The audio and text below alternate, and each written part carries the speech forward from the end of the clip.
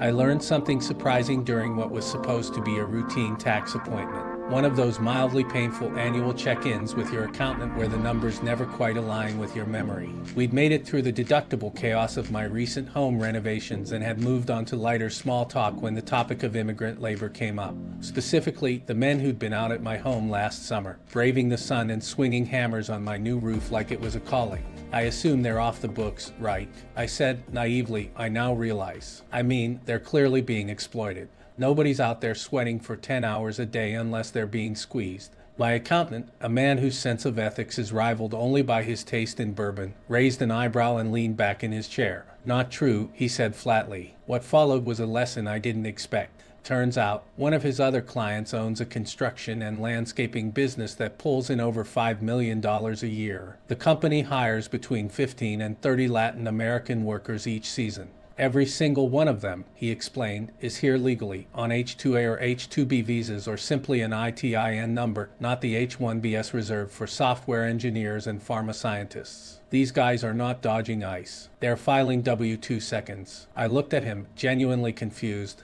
But he gets them cheap, right? Nope, he said. They make between $40,000 and $60,000 for about 9 months of work. And if they're on a union job, he pays dues for them. It's all above board. He wasn't just throwing numbers at me. He pulled out a few anonymized W-2 seconds from this client, enough to see the range was real. $47,215, $53,782, $59,001, all legit, all legal, all men who spend most of the year laboring in brutal conditions, laying pavers, installing irrigation, planting and pruning and hauling and building, and then return home with earnings that, in parts of Central America, qualify as transformational. Here is the stunner. They pay federal taxes to the tune of $66 billion a year. That's $313 billion with a B over the next decade. These undocumented workers get what is known as an ITIN number. They can only get it through their employer. The benefit to the employer is when an employer files 1099s for workers with ITINs, they can still deduct that labor as a legitimate business expense. This is huge for companies in construction, landscaping, agriculture, hospitality, any industry with seasonal or physical labor. Of course, it's not easy. My accountant described the visa process as bureaucratic waterboarding, and only those employers who are determined tend to make it work.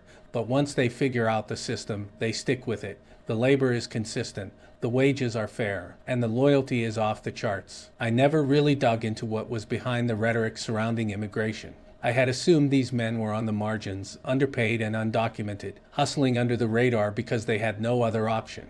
But it turns out most of them are more gainfully employed than a good chunk of Americans I know, and pay federal taxes. Then came the mind chime out of nowhere. Maybe the loudest anti-immigration voices aren't scared of border crossings at all. Maybe what really terrifies them is the prospect of a legal, mobile, hardworking labor class that earns a fair wage, because that threatens the whole idea of an American underclass. Maybe Trump's fixation on illegals isn't about safety or sovereignty. Maybe it's about preserving a domestic workforce that's desperate enough to accept stagnant wages, dead-end jobs, and whatever patriotism will keep them from asking why their neighbor just made $55 an hour pulling weeds better than they could and with pride and dignity. Maybe like a love letter from Kim Jong-un, who keeps his population obedient and on the verge of starvation.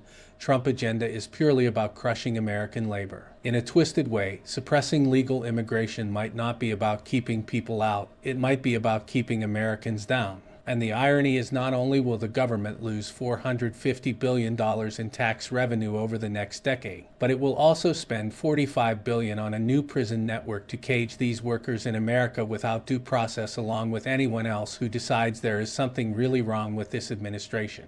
Anyway, I walked out of my accountant's office that day feeling less like a client and more like a student.